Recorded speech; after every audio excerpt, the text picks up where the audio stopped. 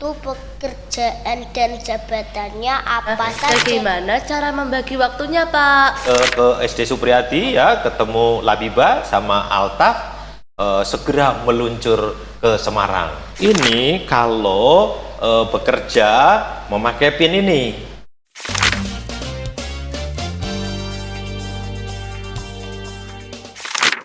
Halo Halo, sahabat sahabat Sprida. Sprida. Selamat datang di podcast Suara Sprida. Saya Labiba Zahratul Sita, kelas 5A, biasa dipanggil Labiba. Dan saya Abizar Altafatan Sulisar, biasa dipanggil Altaf, kelas 1A. Spesial dalam peringatan Hari Guru Nasional yang bertepatan pada tanggal 25 November, kami akan berbincang-bincang dengan orang hebat yang tentunya memahami betul tentang pendidikan dan guru. Penasaran siapa beliau? Ikuti terus kegiatan kami ya.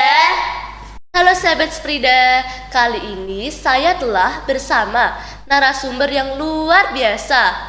Beliau merupakan Ketua Yayasan Pendidikan Islam Al-Falah dan juga Wakil Ketua Komite 1 DPD RI dan anggota MPR RI Pak Dr. Haji Muhdi SHM Hum yang biasa dipanggil Pak Muhdi. Assalamualaikum Pak Muhdi. Waalaikumsalam warahmatullahi wabarakatuh. Nanda, Labiba, dan Alta.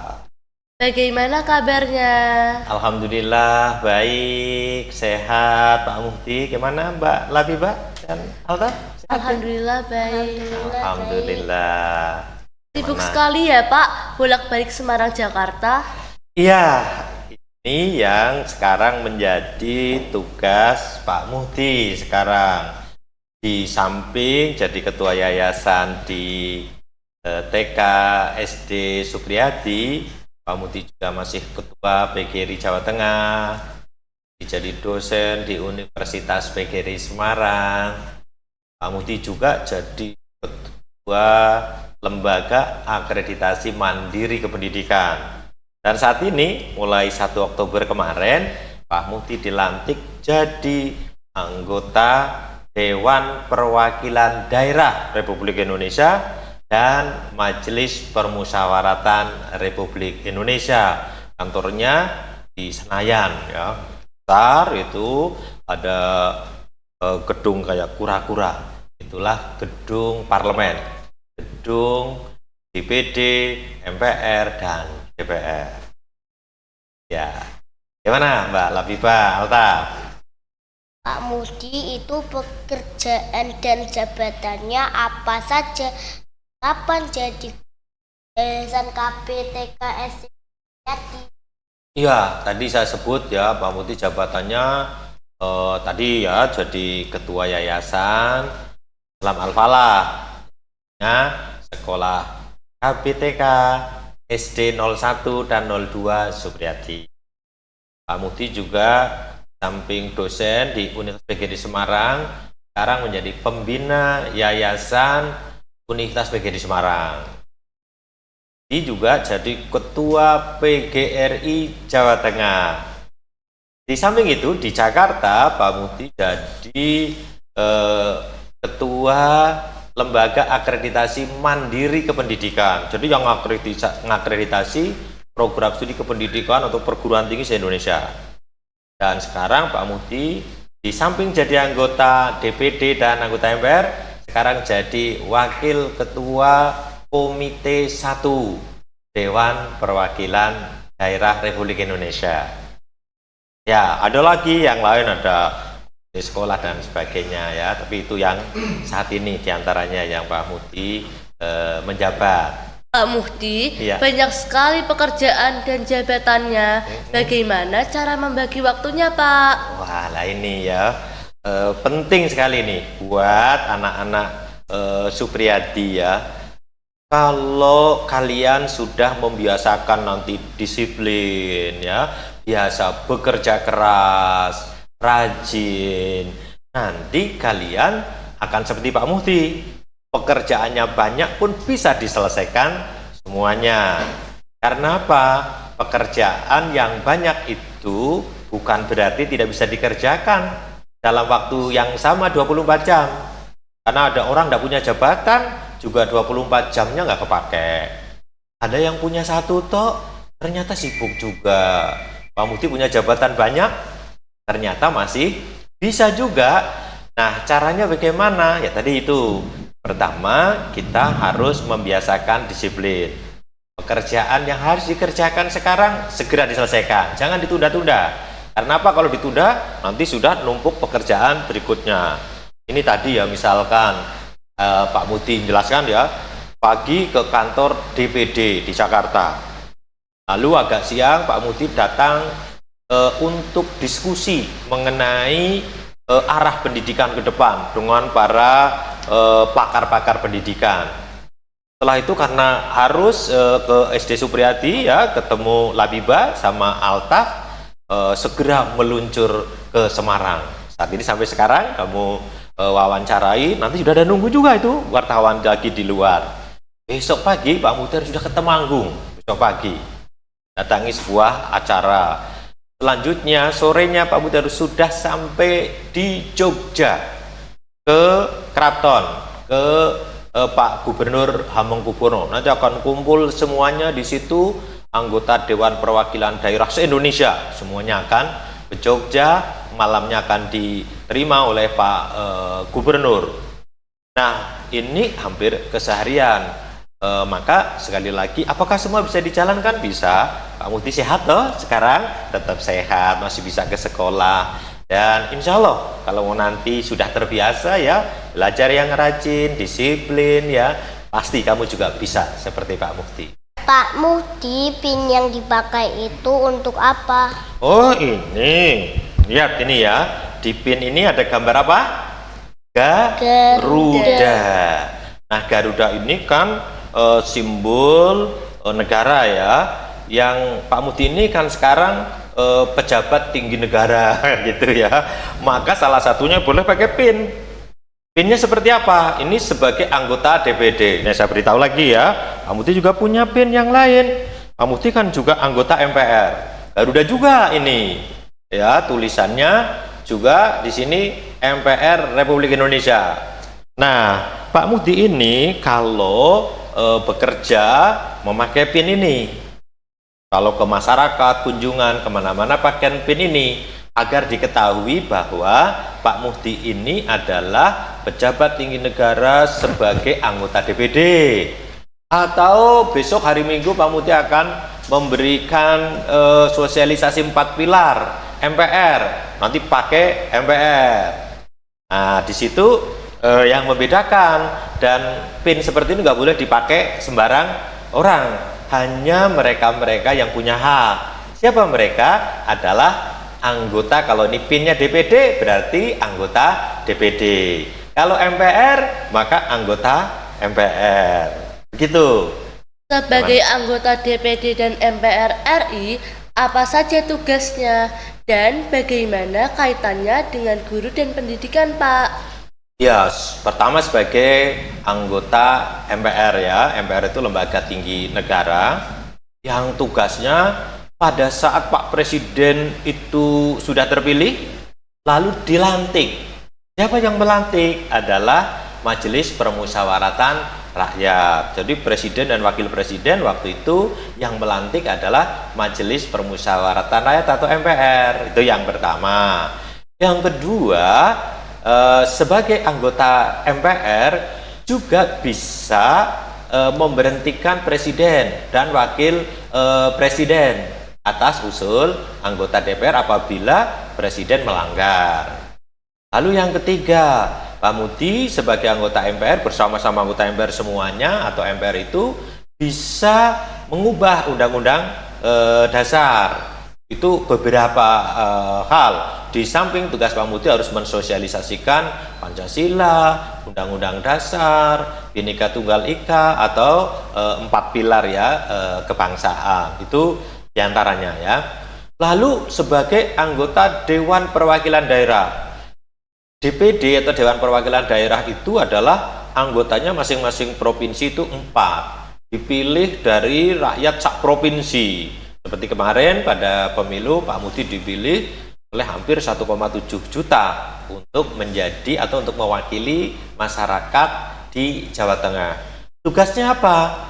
Membuat undang-undang, ya, membahas undang-undang, mengawasi pelaksanaan undang-undang, termasuk kalau kaitannya dengan pendidikan dan guru. Pak Muti juga punya tugas bagaimana membahas rancangan undang-undang sistem pendidikan nasional tentang guru. Jadi sekarang misalkan tahun 2025 nanti akan ada perubahan undang-undang sistem pendidikan nasional. Pak Muti akan ikut bahas di situ bagaimana pendidikan Indonesia nanti ke depan. Bagaimana kalian sebagai anak-anak disiapkan menjadi anak-anak yang hebat. Bagaimana Pak Guru harus mendidik kalian. Ini hal-hal yang nanti akan jadi pembahasan. Atau kemarin sudah dilakukan, besok kemungkinan ada perubahan. Termasuk bagaimana kurikulumnya dan lain sebagainya. Ini yang berkaitan dengan pembuatannya. Tapi nanti juga kalau sudah, atau seperti sekarang yang undang-undang sekarang, Pak Muti punya tugas mengawasi pelaksanaan undang-undang diantaranya pendidikan itu. Walaupun yang utama sebenarnya tentang otonomi daerah, pemerintahan daerah, dan lain sebagainya. Itu yang paling utama jadi anggota DPD. Maka misalkan besok ini Pak Muti harus mengawasi pelaksanaan undang-undang pilkada gitu ya. Besok kan mau ada pemilihan gubernur, pemilihan wali kota, harus diawasi agar pelaksanaan undang-undangnya itu benar, sehingga nanti terpilih pemimpin-pemimpin yang hebat. Itu diantara ya tugas MPR dan DPD. Kalau kaitannya dengan pendidikan, dengan guru, diantaranya tadi membuat aturannya bagaimana pendidikan harus dilaksanakan di Indonesia, bagaimana gurunya, dan hal-hal lain. Pak Muhdi kan juga ketua PGRI, pembina yayasan, dan sebelumnya rektor UGRIS. Iya. Menurut Pak Muhdi, apa makna guru menurut Bapak? Makna guru itu kan pendidik, guru itu pengajar. Jadi tugas seorang guru yang utama itu bagaimana mendidik anak-anak atau siswa-siswa agar menjadi anak-anak yang cerdas, yang berkepribadian atau berkarakter baik, ya, lalu melaksanakan perintah agama. Atau tegasnya guru yang baik itu menurut Pak Muhdi itu adalah guru yang cinta ilmu, yang kepada peserta didik atau murid atau siswa. Dan yang ketiga yang penting sekali, guru itu harus inspiratif. Kenapa harus begitu? Pertama, guru kan harus cinta ilmu, karena guru itu kan tugasnya kesehariannya itu adalah mentransfer ilmu, ya, mengajarkan sesuatu kepada kalian. Padahal ilmu selalu berkembang. Guru yang baik adalah guru yang selalu belajar, menjadi pembelajar. Tapi yang kedua, guru itu kan di samping mengajar juga mendidik. Maka kuncinya guru yang baik adalah guru yang sayang kepada peserta didiknya. Seperti Pak gurumu sayang, kalau kalian jatuh akan dibantu, kalau belum bisa akan diajarin, kan sayang toh Pak guru itu. Tapi yang ketiga yang tidak kalah pentingnya, guru itu harus inspiratif. Kenapa? Karena kalian kan selalu percaya ya kepada gurunya, selalu memperhatikan apa yang disampaikan oleh Pak gurunya, karena kalian mesti meyakini apa yang disampaikan Pak guru benar. Maka Bapak Ibu guru harus inspiratif, harus menginspirasi terus kepada anak-anak, karena anak-anak harus punya cita-cita yang tinggi. Anak-anak harus diberi penjelasan bagaimana kamu mesti bercita-cita yang tinggi dan cara meraihnya. Ini menjadi penting sekali, karena di masa sekolah itu sebenarnya inspirasi guru bisa jadi lebih penting daripada kamu belajar matematika, belajar misalkan IPA, bisa jadi lebih penting. Karena inspirasi itu akan membawa kalian punya motivasi, punya cita-cita yang tinggi. Seperti Pak Muhdi orang desa ya, juga karena gurunya diberi inspirasi agar bercita-cita yang tinggi. Kenapa Apalagi? guru itu penting, Pak? Iya, itu tadi guru menjadi sangat penting karena kalian atau anak-anak itu kan keseharian belajar ya dengan guru. Maka tugas atau orang yang paling berperan dalam keberhasilan atau dalam pendidikan anak itu di samping ayah ibumu adalah guru. Dan guru itu juga di sekolah mewakili orang tuanya, tidak hanya mengajar tapi juga mendidik kalian. Maka guru itu hampir persis seperti orang tuamu. Bedanya cuma orang tuamu itu menafkahi kamu ya. Artinya kalian itu di rumah diberi makan, diberi minum, dibelikan baju. Pak guru tidak melakukan itu. Tapi Pak guru juga seperti orang tua kan, ngajarin sesuatu ya agar kamu menjadi anak yang baik, mengajarin ilmu agar kamu tahu. Maka menjadi penting. Bahkan saya mesti katakan bahwa keberhasilan seseorang itu sangat tergantung dari pendidikannya. Nah, siapa yang mendidik adalah gurunya. Maka kalau boleh saya sebut, keberhasilan seseorang itu juga sangat tergantung dari gurunya. Maka gurunya itu harus inspiratif biar bisa menginspirasi anak-anak itu. Gurunya juga harus sayang kepada anak-anak agar anak-anak itu nanti juga mau menerima apa yang diajarkan dan dididikan oleh gurunya. Tapi tidak boleh lupa, ya harus pintar, ya harus cinta ilmu, ya harus pembelajar. Maka guru menjadi sangat penting bagi kehidupannya. Maka sekali lagi anak-anakku juga saya sarankan ya, setelah kamu yang pertama sayang ibu, sayang ayah ya, jangan lupa kamu juga harus sayang kepada gurunya. Lebih besar seperti sekarang, bisa seperti sekarang karena peran bapak dan ibu. Menurut Pak Mufti, guru yang baik seperti apa? Ya, tadi sudah sedikit saya jelaskan ya, saya ulang. Jadi guru yang baik dari sekian rumusan guru seperti apa menurut Pak Mufti itu ya guru yang cinta ilmu. Yang pertama, kalian juga harus seperti itu ya. Yang kedua, sayang kepada siswanya atau anak-anak. Dan yang ketiga, guru itu harus inspiratif. Kenapa? Karena guru kalau cinta ilmu maka guru itu akan terus belajar, akan makin pinter gitu ya, menjadi pembelajar sejati karena ilmu juga tumbuh terus, berkembang terus, maka gurunya harus pinter. Yang kedua, guru harus karena mendidik harus sayang kepada anak-anak, itu guru yang baik. Tapi yang tidak boleh lupa Altaf ya, guru harus inspiratif. Guru itu harus bisa menginspirasi anak-anak agar punya cita-cita yang tinggi sehingga anak-anak mau belajar dengan sungguh-sungguh, sekolah yang tinggi agar bisa mencapai cita-citanya. Jadi Pak Mufti bisa seperti sekarang karena inspirasi, motivasi dari Pak Guru.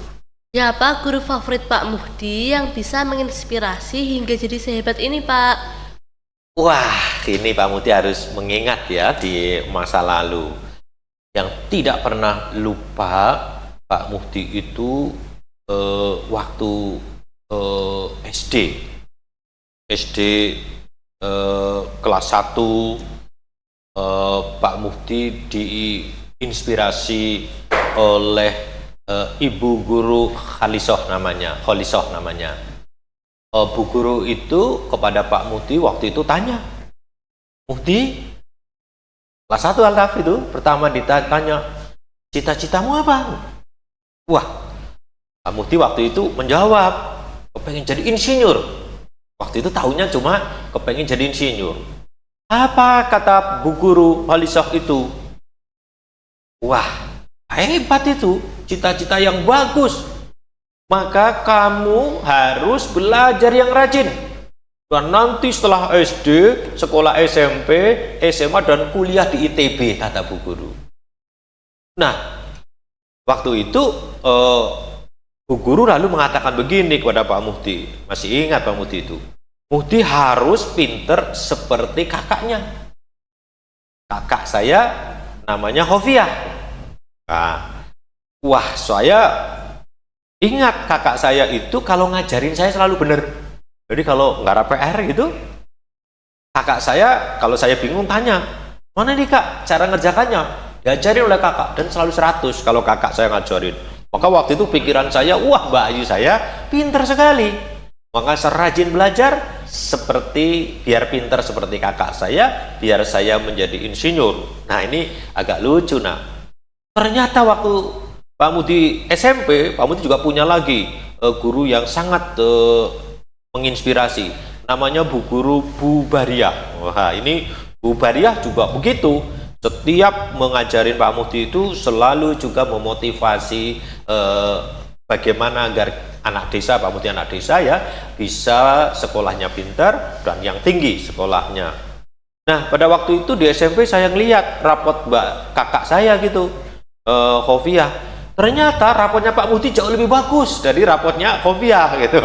Ya enggak apa-apa, tapi pinter ya Pak Guru waktu itu, Bu Guru waktu itu memotivasi agar saya bisa mudah seperti apa yang diinginkan, yang setiap hari bisa saya lihat. Di antaranya Mbak Yu saya itu salah satu guru favorit saya.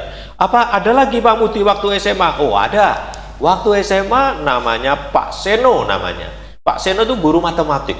Wah gurunya pinter kalau ngajarin sehingga Pak Mudi mudah kalau belajar. Tapi yang lebih hebat, Pak Seno ini waktu saya ditanya, Pak Mudi mau kuliah di mana gitu. Wah saya mau kuliah di Fakultas Hukum Unsud.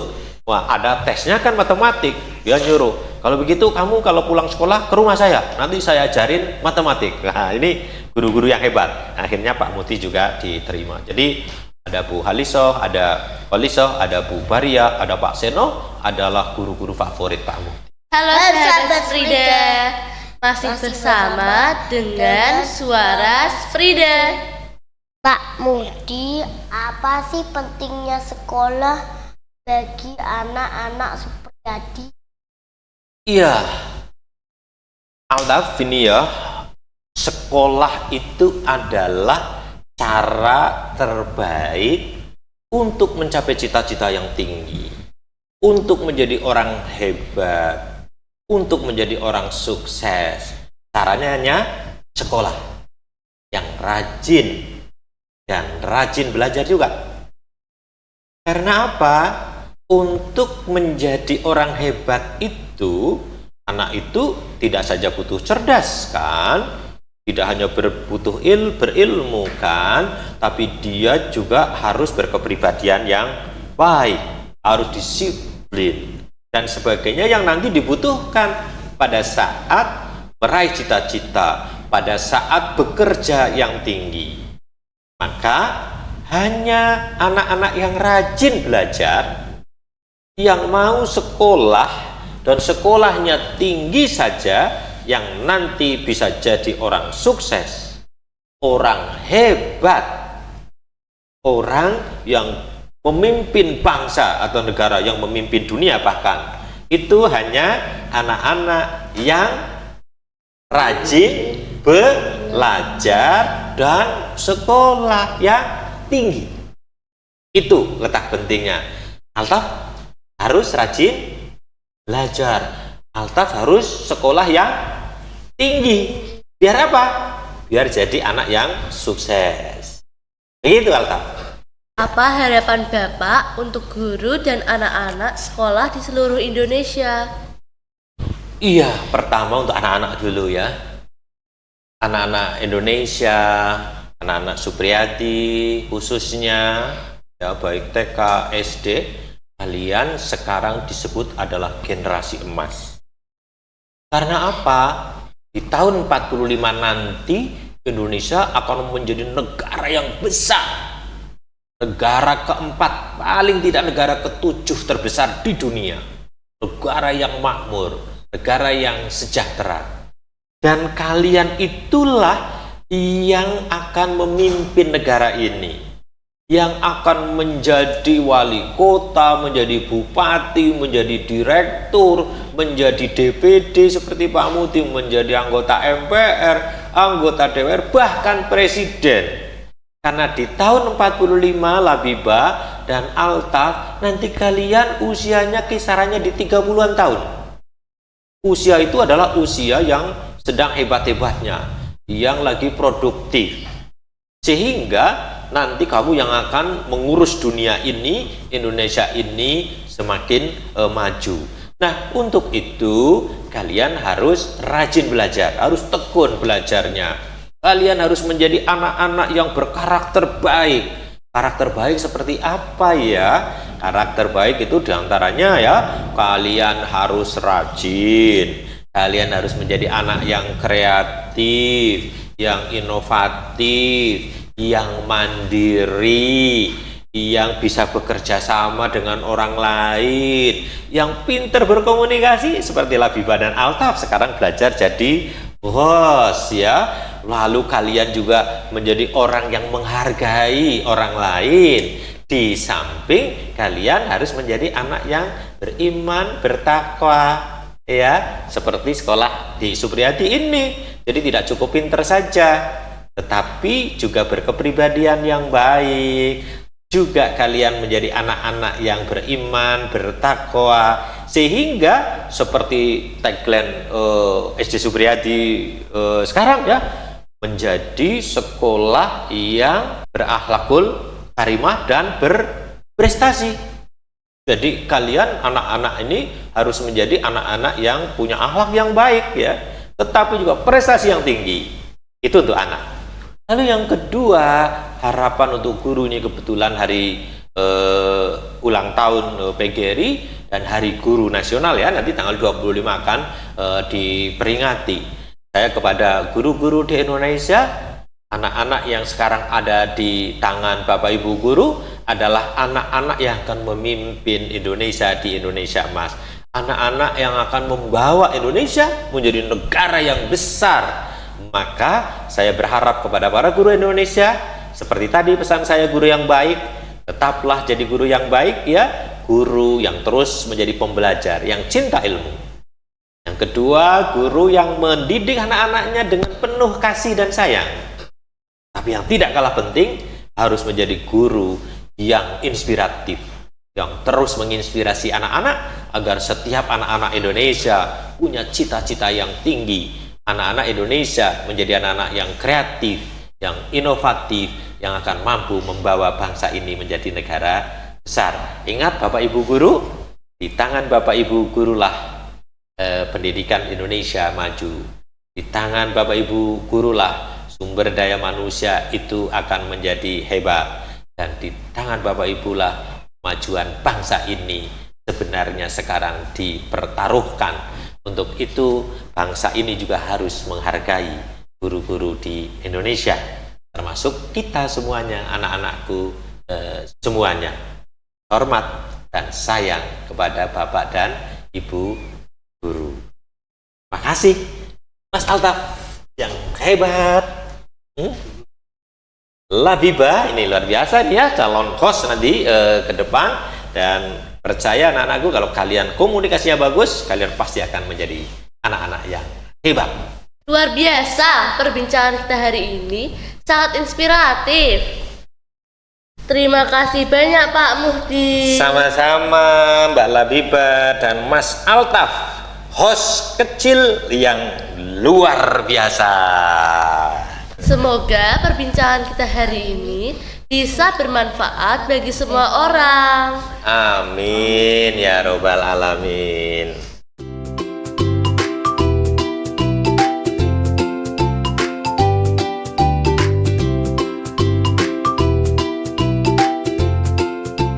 Sampai jumpa di podcast Suara Sufrida berikutnya.